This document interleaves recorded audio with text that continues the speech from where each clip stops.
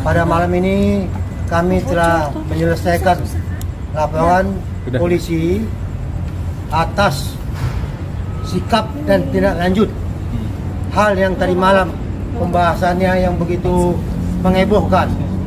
Kenapa kami melaporkan?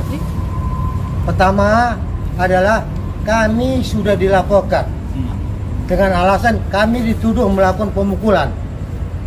Kedua, berdasarkan analisa kami, tim bersama semua dan analisa video-video yang ada, tidak ada satu pun kami melakukan pemukulan. Jadi ini fitnah luar biasa. Makanya pada sore hingga malam ini kami membuat laporan polisi di Polda Metro Jaya ini. Itu sebenarnya malam ini.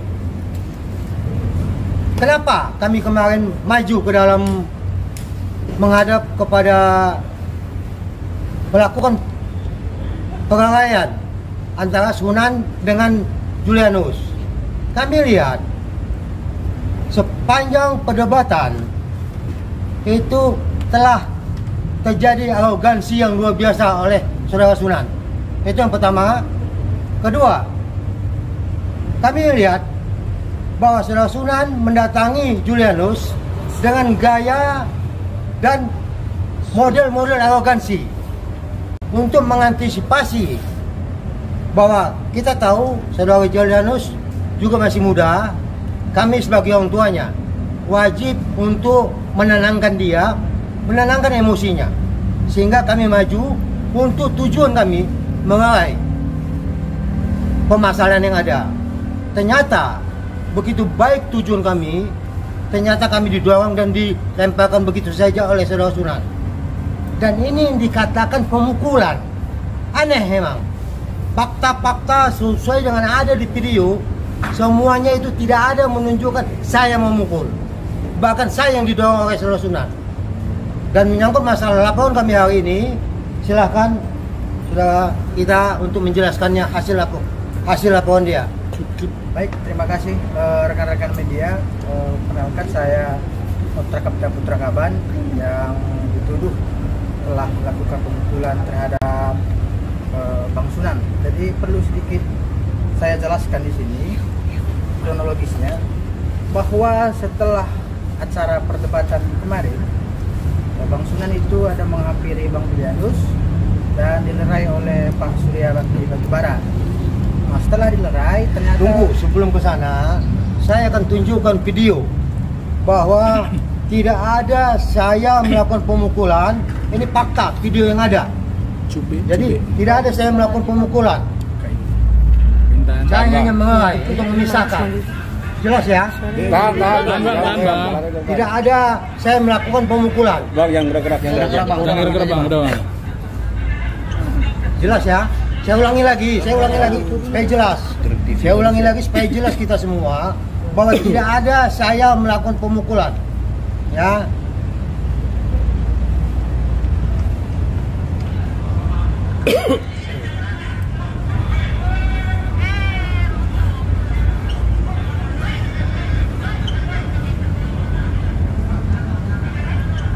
Cukup ya, jelas bahwa saya tidak ada melakukan pemukulan. Justru saya mengalami, saya didorongkan oleh saudara Sunan. Jadi ini luar biasa framingnya yang menyatakan saya dipukul, saya memukul.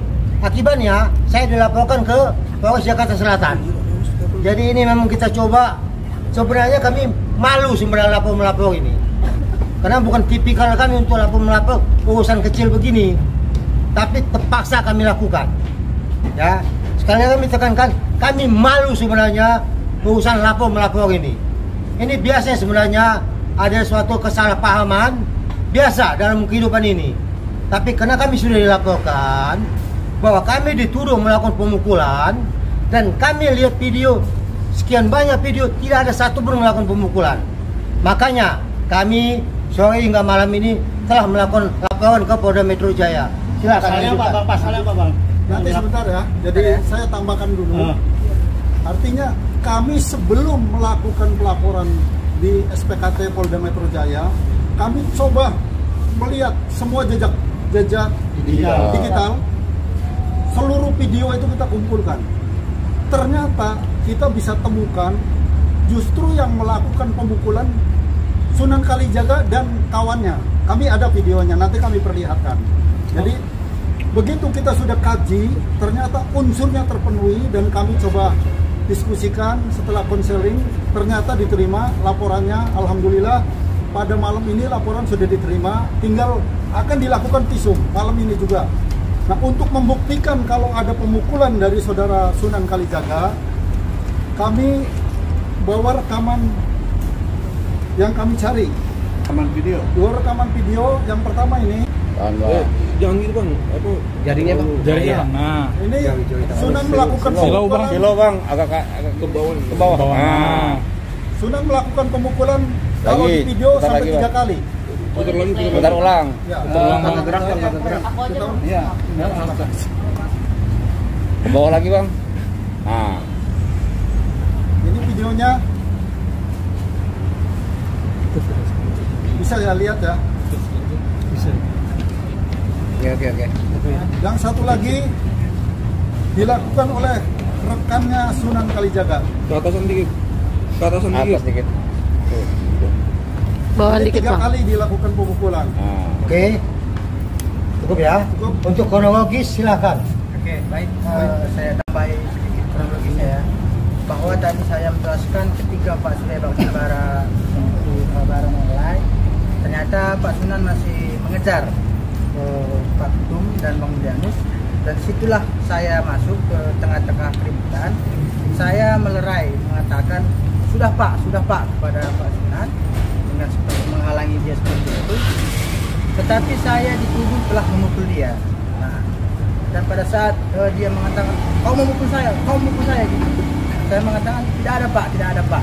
Nah, selanjutnya kawan-kawan Bang Sunan yang lain memperkuat pernyataan dari Bang Sunan, kau memukul, sehingga saya pada saat itu tersudut. Nah, selanjutnya karena Bang Sunan tetap ngotot mengatakan bahwa saya telah memukul dia, saya akhirnya bermohon kepada pembawa acara pada saat itu, Bang Andromeda, agar dibukakan CCTV dan video bahwa saya memang tidak ada memukul. Nah, dan pada saat itu diputarkanlah video dari HP-nya Bang Andromeda, dan hasilnya saya tidak ada memukul. Nah, di tengah-tengah kejadian tersebut, Bang Sunan kembali menekankan kepada saya, kalau kau ingin ini selesai, kau buat surat pernyataanmu sekarang, surat permohonan maafmu sekarang. Kalau tak kau buat, kau nggak akan bisa keluar dari sini. Nah, hal itu dibarengi dengan kawannya yang berbaju biru, ambil menunjuk aku ada 3 kali di sini. Nah, sehingga pada saat itu ya udah buat aja bang, kata pembawa acara Bang Andromeda, diambilkan pulpen sama kertas, dikasihkan ke aku, buatlah surat pernyataan permohonan maaf agar selesai itu masalah pada malam itu. Nah, isi suratnya seperti ini rekan-rekan. Saya Noh Trakapta Putra Kaban dalam hal ini meminta maaf kepada Bang Sunan karena telah melerai pada acara keributan di catatan demokrasi TV1 tertanggal 12 Agustus 2025. Surat itu saya berikan kepada Bang Sunan, tetapi Bang Sunan tidak mau menerima surat itu dengan alasan saya harus menuliskan di dalam surat itu bahwa saya harus menuliskan saya adalah benar-benar memukul dia. Dan pada saat itu saya mengatakan, saya tidak ada memukul, saya hanya melerai. Nah, tetapi kembali lagi saya diintimidasi oleh rekan-rekan yang lain, mana KTP-mu? Kau buat ini, kalau nggak kau buat kau nggak bisa keluar. Nah, akhirnya dibujuk lagi sama pihak TV1, saya buat lagi, saya tambahi lagi, karena melerai tangan saya mengenai badan Bang Sunan. Nah, setelah itu saya serahkan lagi ke Bang Sunan. Ternyata Bang Sunan tetap tidak mau. Kau harus kau buat lagi, kau perbarui suratnya. Kau kan memukul aku, katanya gitu. Nah, aku nggak ada memukul bang. Pokoknya kalau kayak gitu kau buat nggak mau, kau nggak bisa keluar. Nah, saya buat lagi lah perubahan surat lagi. Selain daripada mengenai badan, saya mengenai wajah dari Bang Sunan. Nah, setelah itu saya pikir sudah selesai dengan 3 surat ini. Karena pada saat itu Bang Sunan mengatakan, kalau kau nanti sudah membuat surat permohonan maaf, maka antara kita sudah selesai. Tidak akan ada saling melapor. Aku pun tidak akan meneruskan ini dan kau pun tidak akan kulaporkan. Nah, sehingga pada saat itu kawan-kawan dari TV One menyarankan kepada saya, ya udah selesai, dibuatkanlah surat tersebut. Nah, pada saat surat tersebut sudah saya buatkan dengan keadaan terpaksa dan terintimidasi, saya coba keluar pelan-pelan meninggalkan studio. Tapi saya kembali dikejar oleh Bang Sunan sambil memegang, "Hei, mau kemana kau?" Nah, dan sampai di luar, saya kembali difitnah ya sama Bang Sunan. Karena setelah dia melakukan wawancara terhadap kawan-kawan rekan-rekan media, saya ditarik. Ini yang memukul saya, Mas ini dia memukul rahang saya menggunakan tangan kanan. Padahal hal itu tidak pernah ada saya lakukan. Lillahi ta'ala, sumpah demi Allah tidak pernah saya lakukan. Memukul Bang Sunan tidak pernah saya lakukan. Yang saya lakukan adalah melerai. Sudah Pak, sudah Pak. Nah, selanjutnya pada saat itu saya kembali ditahan oleh kawan-kawan Bang Sunan. Saya ingin permisi setelah saya difitnah di depan rekan-rekan media. Tetap juga nggak dikasih pulang, masih ditahan. Nah, sehingga akhirnya saya minta tolong kepada pihak TV One, tolonglah Pak, kan saya sudah menuruti semua permintaan dia, sehingga saya dikondisikan masuk ke studio dan dimasukkan ke lorong-lorong.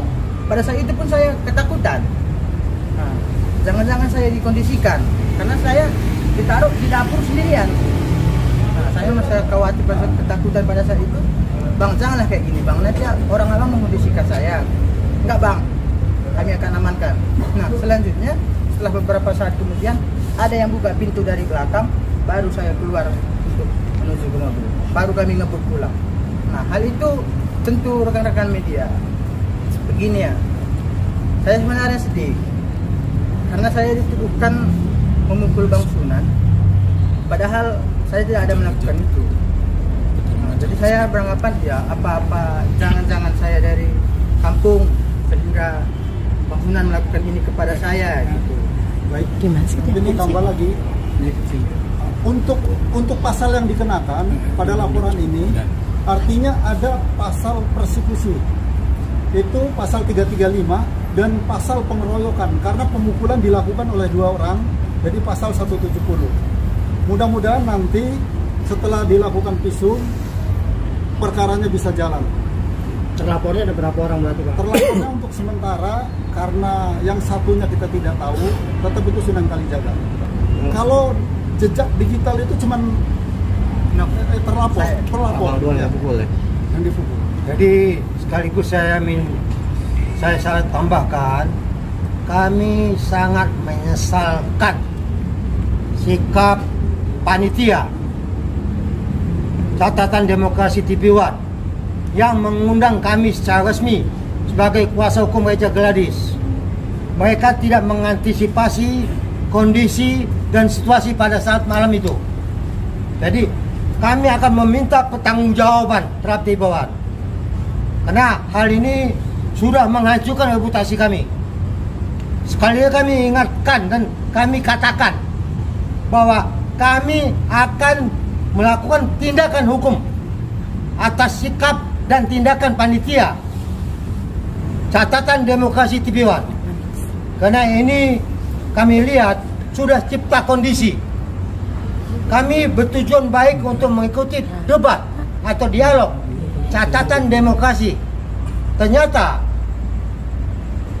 kami mencoba untuk yang terbaik. Hasilnya kami telah dilaporkan oleh pihak Sunan Kalijaga. Kami juga tidak tahu apa kesalahan kami. Kami memisahkan, melerai.